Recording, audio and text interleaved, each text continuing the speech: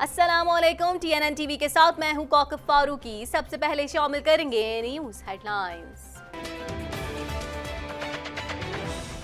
वजीर आजम इमरान खान का 2 माह में 7,000 विफाकी मुलाजमीन की तरक्कियों का हुक्म। वजीर आजम हाउस के जारी एलामिया में कहा गया है कि 1991 से एक्स कैडर मुलाजमीन प्रमोशंस के इंतजार में हैं। कोई अफसर बगैर तैयारी अदालत में पेश न हो, चेयरमैन नैब की वार्निंग। कहते हैं खिलाफ वर्जी करने वाले अफसरान के खिलाफ तादीबी कार्रवाई अमल में लाई जाएगी। FIA के लिए 1,257 नई असामियों पर भर्ती की इजाजत। साबिक हुकूमत ने 2013 में FIA में भर्तियों पर पाबंदी आयद की थी।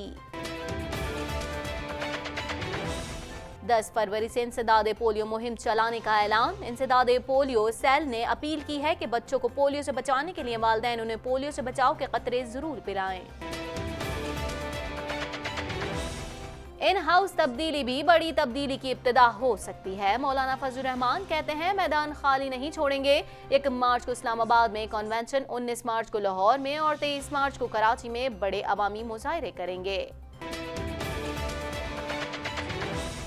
मुस्लिम लीग नून किसी उबूरी सेटअप का हिस्सा नहीं बनेगी। नाना सनाउल्लाह कहते हैं ओपोजिशन के साथ बैठकर मार्च और एहतजाज का लाहे अमल बनाना चाहते हैं। बैरून मुल्क जाने की इजाजत। मरियम नवाज की दरख्वास्त पर समाअत करने वाला बेंच तहलील। हाई कोर्ट ने नया बेंच तश्कील दे दिया।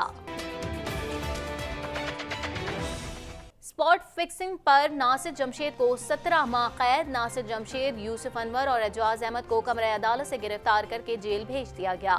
हेडलाइंस आपने जानी, खबरों की तफसील शामिल कर लेते हैं इस ब्रेक के बाद।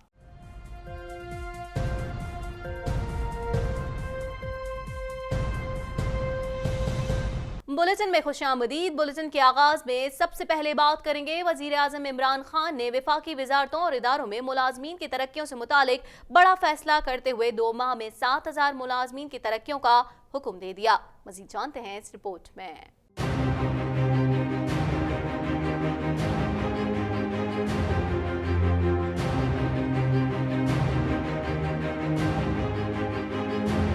वज़ीर आज़म ने मुलाजमीन की तरक्कियों के मामले को फौरी हल करने की हिदायत देते हुए कहा कि 60 रोज में तमाम प्रमोशंस पर कार्रवाई मुकम्मल की जाए। विफाकी वजारतों और इदारों में 7,000 से ज्यादा तरक्कियों का मामला ज़ेरे इल्तवा है।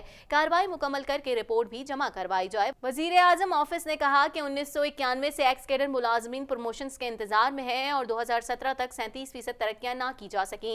मुलाजमीन की बेहतर कारकर्दगी में ये मामला रुकावट है। तरक्कियों के मामले के हल से 20,000 मुलाजमीन की सीनियरिटी का मसला भी हल हो जाएगा। रिपोर्ट के मुताबिक फाइनेंस डिवीजन में 2,290, कॉमर्स में 1,364, पेट्रोलियम में 809, पावर डिवीजन में 615, इंडस्ट्रीज एंड प्रोडक्शन में 344, जबकि वजारत दाखिला में 111 तरक्कियां ज़ेर इल्तवा हैं।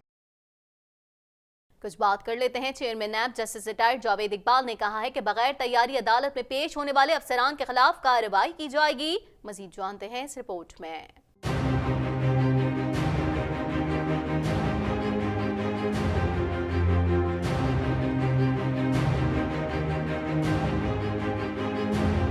चेयरमैन नैब की जानिब से तमाम DGs को भिजवाए गए हिदायतनामे में कहा गया है कि इस बात को यकीनी बनाया जाए कि नैब प्रोसिक्यूटर और तफ्तीशी अफसरान मुकम्मल तैयारी और ठोस शवाहिद के साथ अदालत में पेश हों। Chairman NAB justice retired Javed Iqbal ने हिदायत जारी करते हुए कहा कि नैब का कोई अफसर तैयारी के बगैर किसी भी अदालत में पेश न हो। अगर ऐसा हुआ तो तादीबी कार्रवाई की जाएगी। उनका कहना था कि आला अदलिया में मेगा करप्शन केसेस की समाअत में चेयरमैन नैब अफसरान के दलाइल का खुद जायजा लेंगे। इस बात को यकीनी बनाया जाएगा कि कानूनी अफसर मुकम्मल तैयारी और ठोस शवाहिद के साथ अदालत में पेश हों। फेडरल इन्वेस्टिगेशन FIA के लिए 1,257 नई असामियों पर भर्ती की इजाजत दे दी गई। FIA सरबराह वाजिद जिया को इस सिलसिले में ग्रीन सिग्नल दे दिया गया है। मजीद जानते हैं इस रिपोर्ट में।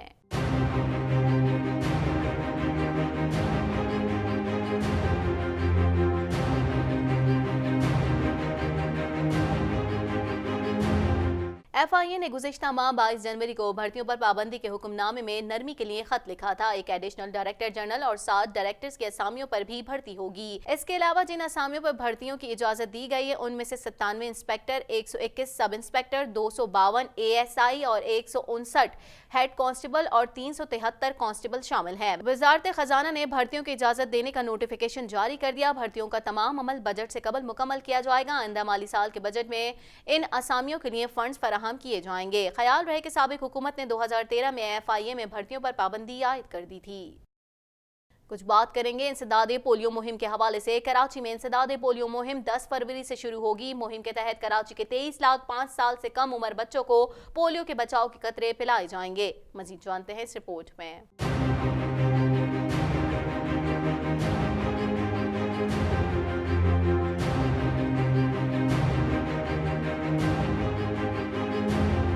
इमरजेंसी ऑपरेशन सेंटर सिंध बराए पोलियो के मुताबिक कराची में इंसदादे पोलियो मुहिम 10 फरवरी से 17 फरवरी तक कराची के 6 अजला में जारी रहेगी। मुहिम के तहत कराची के 5 साल से कम उम्र 23 लाख बच्चों को पोलियो से बचाव के कतरे पिलाए जाएंगे। मुहिम में 13,000 से जायद कारकुनान और सुपरवाइजर हिस्सा लेंगे और 5,000 पुलिस अहलकार उन पोलियो टीमों को सिक्योरिटी फराहम करेंगे जो घर घर जाकर स्कूलों के बच्चों को जिंदगी बचाने वाली वैक्सीन फराहम करेंगी। हुकूमत का मकसद 2019 में पोलियो के लिए एक मुश्किल साल के बाद जून 2020 तक लगातार मुहिम्मात का आगाज करना है। EOC ने तमाम वालिदैन से अपील की है कि वो आगे आएं और अपने 5 साल से कम उम्र बच्चों को पोलियो से बचाव के कतरे लाजमी पिलाएं। शहर भर में 30 से ज्यादा अस्पताल, 60 पेडियाट्रिक क्लिनिक और EPI सेंटर पोलियो वैक्सीन का इंतजाम भी करेंगे। इंसदादे पोलियो सेल के तर्जुमान के मुताबिक आने वाले महकमात के इंतकाद के लिए भी पूरी तरह पुरअज़म है। तमाम सिंध भर में हिफाजती टीकों की मामूल की कवरेज में इजाफे के लिए भी इकदाम किए जा रहे हैं। जमीयत उलमा इस्लाम फे के सरबराह मौलाना फजल रहमान का कहना है कि इन हाउस तब्दीली भी बड़ी तब्दीली की इब्तिदा हो सकती है। ओपोजिशन को तकसीम करने के हक में नहीं, मैदान खाली नहीं छोड़ेंगे। धरने के दौरान ओपोजिशन जमातों ने अलामती शिरकत की थी। उन जमातों की खानदानी मसलहत हो सकती है। मज़ीद जानते हैं इस रिपोर्ट में।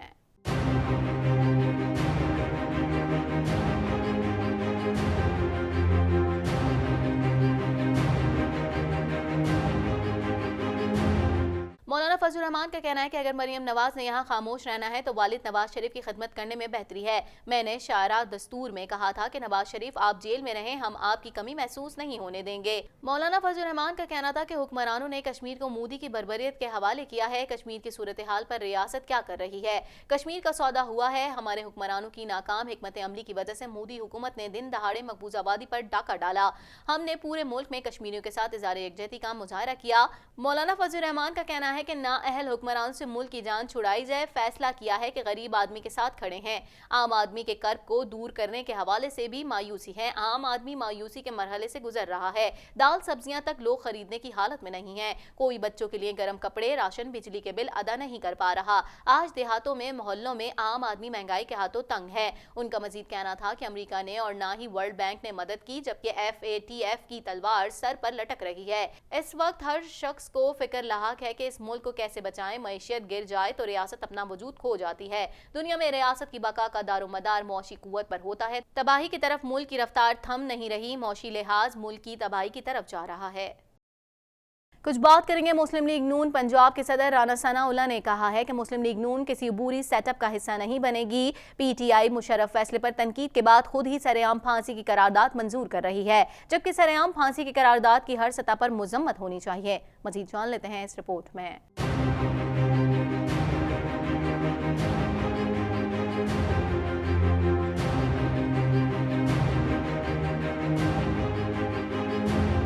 मुस्लिम लीग नून के रहनुमा राना सनाउल्लाह ने ज़राए इब्लाग़ आमा के नुमाइंदों से गुफ्तगू करते हुए कहा कि मुझे अदालत की अमानत और दयानत पर कोई शुबा नहीं। अदालतों से इंसाफ मिल रहा है। खुसूसी अदालत का अलमिया है, एक खत पर जज तब्दील हो जाता है। ये इंसाफ के हुसूल की जंग है जो भरपूर तरीके से लड़ूंगा। दरख्वास्त से जमानत सुनने वाले जज का व्हाट्सएप पर तबादला किया गया। इतनी नफरतें पैदा कर रहे हैं जिसका अजाला सालों में नहीं हो सकेगा। वीडियो को मंजर आम पर लाया जाए या माफी मांगे। राना सनाउल्लाह का कहना था कि मुस्लिम लीग नून किसी सूरत अबूरी सेटअप का हिस्सा बनने के लिए तैयार नहीं। हम सिर्फ नए इंतखाबात चाहते हैं। हुकूमत को आज घर और गली में गालियां पड़ रही हैं। इत्तेहादी जब तक उनकी किश्ती पर रहेंगे वो भी डूब जाएंगे। जितनी जल्दी छलांग लगा दें उतना अच्छा है। राना सनाउल्लाह ने कहा कि मौजूदा सूरत हाल का हल मिड टर्म इलेक्शन ही है। उनको भागने नहीं देंगे, हर मरहले पर उनका पर्दाफाश करेंगे। मरियम नवाज पर बेबुनियाद मुकदमा दर्ज किया गया। हुकूमत ने गैर कानूनी तौर पर मरियम नवाज का नाम ECL में डाला है। मरियम नवाज का नवाज शरीफ के पास होना उनका हक है, जबकि मरियम नवाज को रोकना जुल्म और ज्यादती और बदतरीन सियासी इंतकाम है।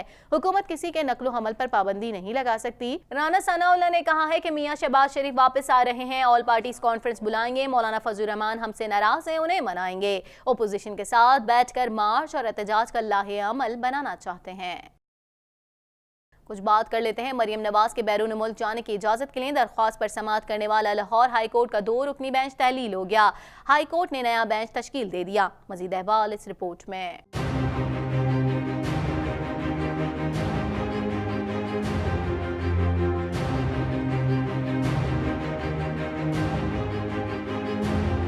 Chief justice Lahore high court ने मरियम नवाज की दरखास्तों पर समाअत के लिए जस्टिस अली बाकर नशवी की सरबराही में नया बेंच तश्कील दे दिया। नया बेंच 10 फरवरी से कार्रवाई का आगाज करेगा। बेंच के दूसरे रुकन जस्टिस तारिक सलीम शेख होंगे। इससे पहले जस्टिस तारिक अब्बासी की सरबराही में 2 रुकनी बेंच ने मरियम नवाज की दरखास्तों पर समाअत की थी, लेकिन दरखास्तों पर कोई काबिल जिक्र पेशरफ नहीं हो सकी। मरियम नवाज ने अपना नाम ECL से निकलवाने और पासपोर्ट की वापसी के लिए अलग अलग दरख्वास्तें दायर की हैं। नैब उन दरख्वास्तों की पहले ही मुखालफत कर चुका है। अली बाकर नशवी ने मरियम नवाज की दरखास्तों पर इब्तिदाई समाअत की थी, लेकिन बेंच तहलील होने पर यह दरख्वास्तें दूसरे बेंच को मुंतकिल हो गईं। अब दोबारा जस्टिस अली बाकर नशवी मरियम नवाज की दरख्वास्तों पर समाअत करेंगे। खेल के मैदान से खबर शामिल कर लेते हैं। आपको बताएं PSL स्पॉट फिक्सिंग केस में मुलविस पाकिस्तानी ओपनर नासिर जमशेद और उनके साथियों यूसुफ अनवर और मोहम्मद एजाज को सजा सुना दी गई, जिसके बाद उन्हें कमरा अदालत से गिरफ्तार कर लिया गया। मजीद जान लेते हैं इस रिपोर्ट में।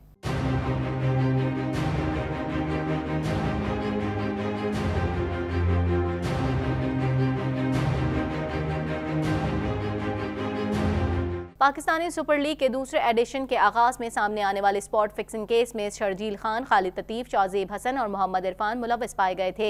नासिर जमशेद पर सहूलतकारी का इल्जाम था। ओपनर को बरतानवी नेशनल क्राइम एजेंसी ने इसी केस में गिरफ्तार करने के बाद जमानत पर रिहा कर दिया था। PCB एंटी करप्शन ट्रिब्यूनल ने अपनी कार्रवाई में तमाम क्रिकेटर्स को मुख्तलिफ सजाएं सुनाने के साथ नासिर जमशेद पर 10 साल के लिए पाबंदी आयद कर दी थी।